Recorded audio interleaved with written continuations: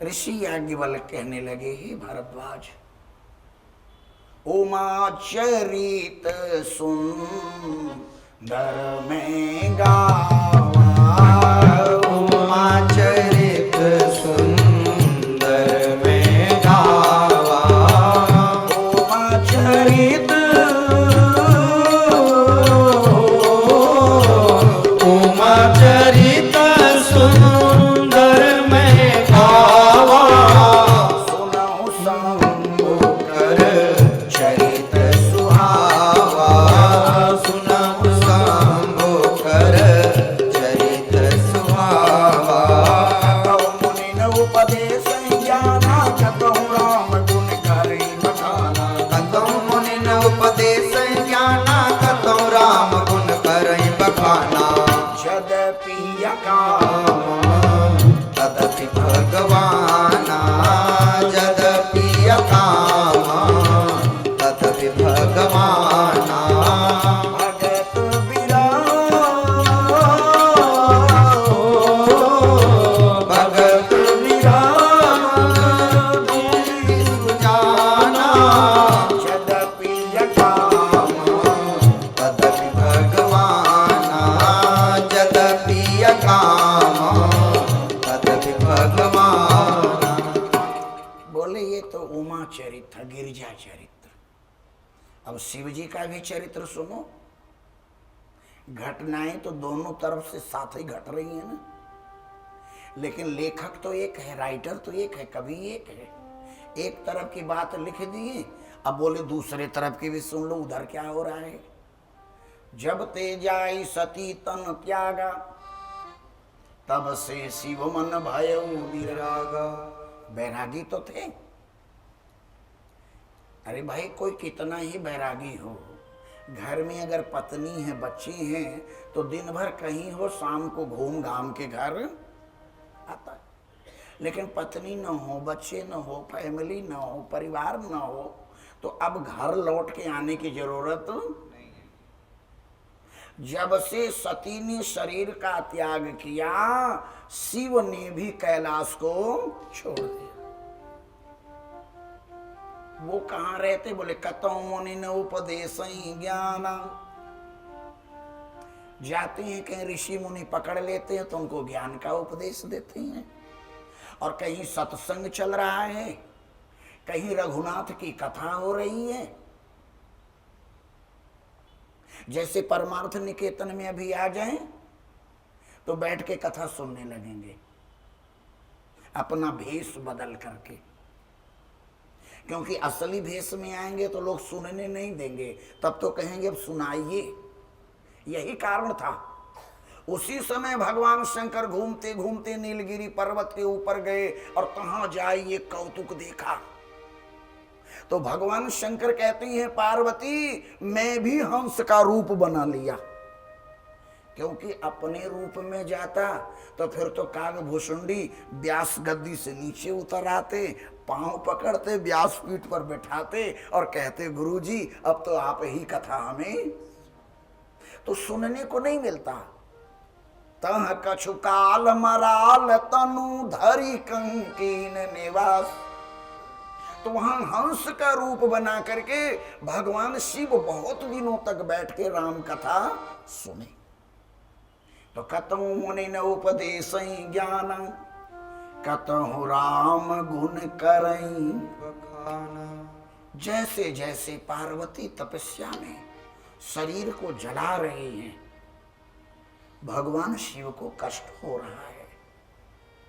अरे भाई कोई अनशन करके बैठ जाए आपके नाम पे, आपका नाम ले रहा है, कुछ खा नहीं रहा है, खबर लगेगी तो तकलीफ तो होगी नहीं आपको। सरकार के लिए लोग अनशन करके बैठ जाते हैं, सरकार हिल जाती है, मंत्री आते हैं, नेता आते हैं, डीएम आता है, भैया क्यों अनशन किए हो, क्या मांग है आपकी, बताओ अपनी। ठीक कह रहा हूं कि गलत कह रहा हूं? तो व्रत भी तो अनशन है ना। हम देवता से कुछ चाहते हैं और उस कामना की पूर्ति के लिए व्रत करके बैठते हैं कि खाना नहीं खाऊंगा, पानी नहीं पीऊंगा, सोऊंगा नहीं, तो देवता को भी कष्ट होता है। और आखिर में देवता आके कहता, भैया क्या चाहिए तुमको? जो चाहिए हम तुम्हें देने को। व्रत तो तोड़ो। भगत विरह दुख दुखित सुजाना। भगवान शिव को कष्ट हो रहा है। पार्वती का विरह, सती का विरह शिव को भी असह्य हो रहा है, क्योंकि शक्ति से शिव अलग कैसे रह सकता है। लेकिन फिर भी वचनबद्ध हैं कि यही तन सती भेंट अब नाही। संकल्प लिए बैठे हैं, दुख है, तकलीफ है, इतनी साधना सती ने, पार्वती ने किया, लेकिन भगवान शंकर ने पार्वती को दर्शन, रामचरितमानस के आधार पे तो दर्शन नहीं दिया, लेकिन शिव पुराण के आधार पे कई बार भगवान शंकर भेष बदल बदल करके माता के सामने आए। अन्य धार्मिक ग्रंथों के आधार पे तो भगवान शिव मिलने आए, लेकिन रामचरितमानस के आधार पे भगवान शिव मिलने नहीं आए।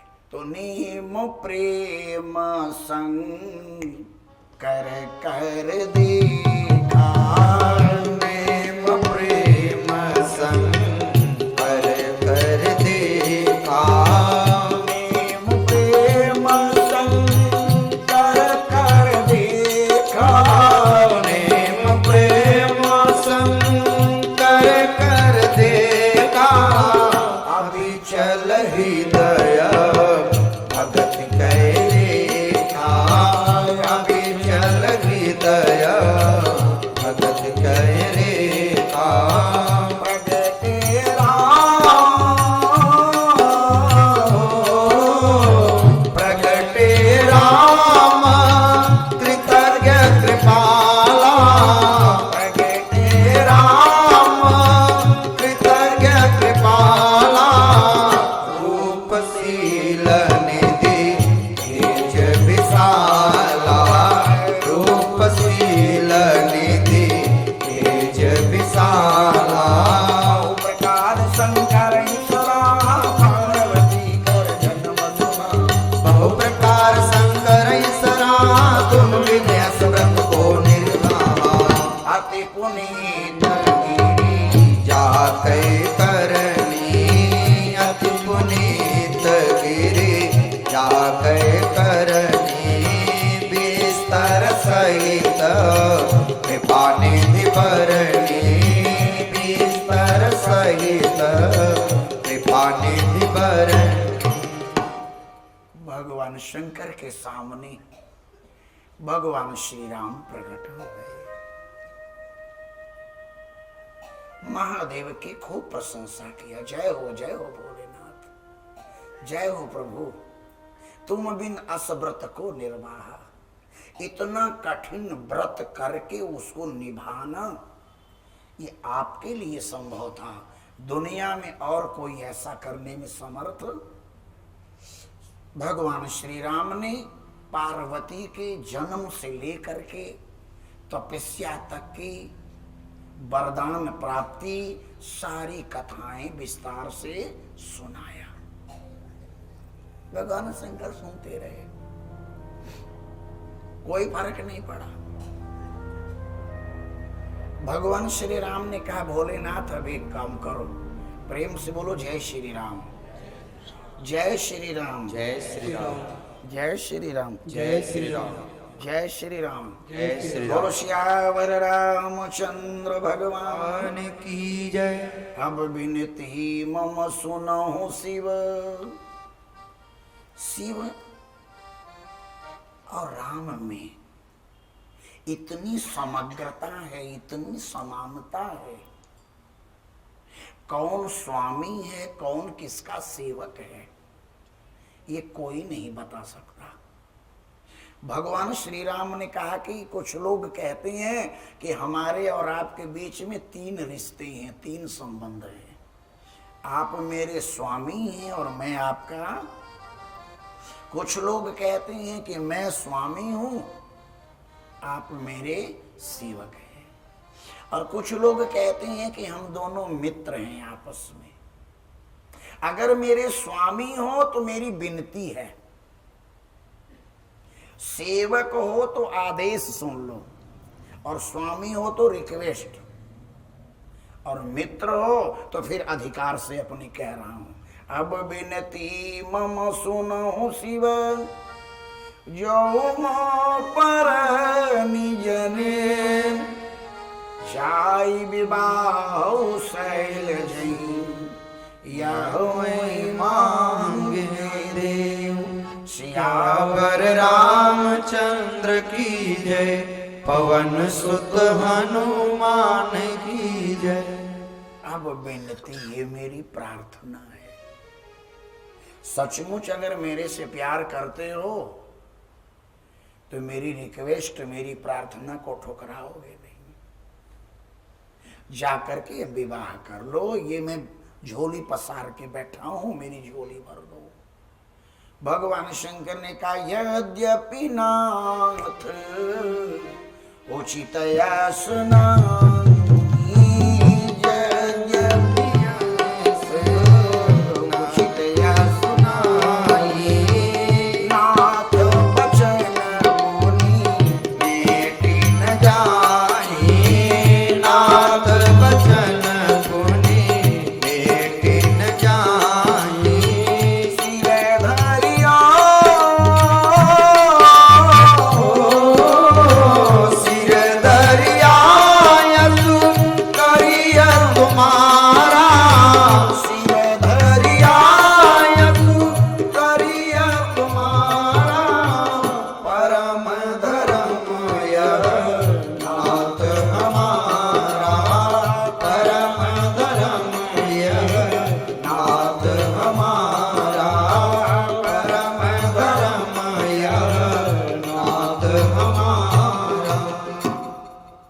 भगवान शंकर ने कहा, प्रभु आपकी आज्ञा सिरोधारी है।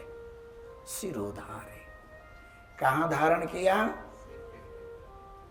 और शंकर जी के सिर पे तो बहती है गंगा की, और धारा में कोई चीज टिकती है क्या? शंकर जी नहीं टिके, उखड़ गए। प्रेम से बोलो जय श्री राम, जय श्री राम। भगवान शंकर ने कहा, प्रभु सिरधरि आयस करिय, आपकी आज्ञा सिरोधार्य है। भगवान श्री राम की दृष्टि शंकर के सिर पे गई तो वहां बहती है गंगा की। राम जी ने विचार किया, जहां गंगा की प्रचंड धारा चल रही है, क्या मेरी आज्ञा यहां टिकेगी? ये तो बोलो, गंगा ज्ञान का प्रतिनिधित्व करती है। गंगा माने ज्ञान। मुक्ति चाहिए तो गंगा के तट पे आओ, भक्ति चाहिए तो यमुना के तट पे जाओ। यमुना भक्ति देती है और गंगा ज्ञान देती है। ये ज्ञान से मुक्ति मिलती है और भक्ति से भगवान मिलते हैं। ये मुक्तिदायिनी है गंगा। इतना महत्व है गंगा का कि हजारों मील दूर से भी अगर एक बार कोई हर हर गंगे कह के स्नान कर ले तो वहीं से उसे गंगा स्नान का फल प्राप्त। आप अपने घर में भी स्नान करते हो, हर हर गंगे, बस बोलो और स्नान करो, देख लो आपको वहीं गंगा स्नान, गंगा तो वहीं पहुंच जाती है। गंगा की महिमा है। ये पतित पावनी गंगा है, पापियों के पाप को मुक्त करने वाली। एक बार व्यक्ति संकल्प करके, एक बार संकल्प ले ले कि मां मेरे पापों को तो मिटा दे, अब मैं दोबारा पाप। लेकिन होता क्या है कि जैसे बढ़िया पानी में कुत्ते को नहला दो और छोड़ दो तो फिर मिट्टी में बोलो लेट के फिर गंदा हो गया। गंगा आती हैं, लोग नहाते हैं और नहा करके फिर वही पाप करना। तो इस स्नान से कोई विशेष लाभ, आप संकल्प ले ले कोई व्यक्ति कितने पापों को मिटाने की शक्ति मां गंगा में है? बोले जितने पाप तुम जीवन में कर ही नहीं सकते, उतना पाप गंगा मिटा देगी। राजा सगर के जो पुत्र थे, जब कपिल मुनि के श्राप से भस्म हो गए, तो कोई साधना, कोई तपस्या उनको प्रेत योनि से मुक्त करने में समर्थ ऋषियों को बुलाया। वशिष्ठ जी बैठे, बोले कि गुरुदेव, मेरे बच्चों को प्रेत योनि से मुक्ति मिल जाए, कोई उपाय? वशिष्ठ ने कहा नहीं, इतना घृणित कर्म किया है, इतना भयानक पाप किया है कि कोई भी साधना, कोई भी मंत्र, कोई भी तपस्या इन्हें प्रेत योनि से मुक्ति, बोलो भाई, हाँ एक उपाय है। अगर गंगा आ जाए जो ब्रह्मा के कमंडल में है, अगर वो गंगा धरती पे आ जाए और गंगा की एक बूंद का स्पर्श हो जाए, तो इन्हें प्रेत योनि से मुक्ति, ये वो गंगा है जो भगवान के चरणों से निकली है। प्रेम से बोलो जय श्री राम, जय श्री राम, जय श्री राम। बस वही है कि आप संकल्प ले लो कि अब मैं कोई गलती, बस नहा लो गंगा, सारे पाप धुल जाएंगे। तेरे पाप सब धुल जाएंगे, तेरे पाप सब धुल जाएंगे, तेरे पाप सब धुल जाएंगे, तेरे पाप सब धुल जाएंगे।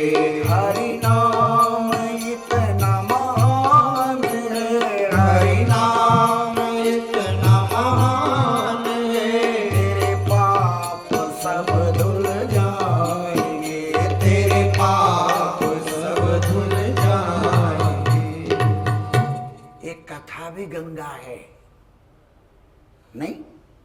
पूछे रघुपति कथा प्रसंगा, पूछे रघुपति कथा प्रसंगा, पूछे रघुपति कथा प्रसंगा, पूछे रघुपति कथा प्रसंगा।